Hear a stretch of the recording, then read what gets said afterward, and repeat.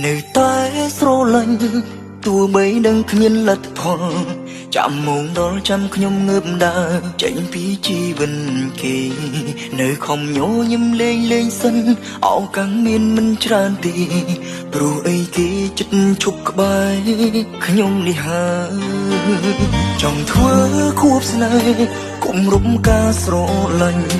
ចង់បំពេញចិត្តមុនចាក់ចេញចង់ផ្អែមហែមចុងក្រោយព្រោះស្នេហាគេត្រូវរើគ្នាវិញហើយ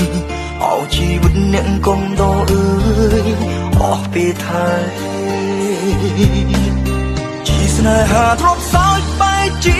ទឹកភ្នែកអូសោស្រង់លុះប្រពីអ្នកត្រូវដើរចេញម្នាក់ព្រោះផុតកំណត់ក្បែរអូនប្រាប់ថាអូនត្រូវគ្នាវិញ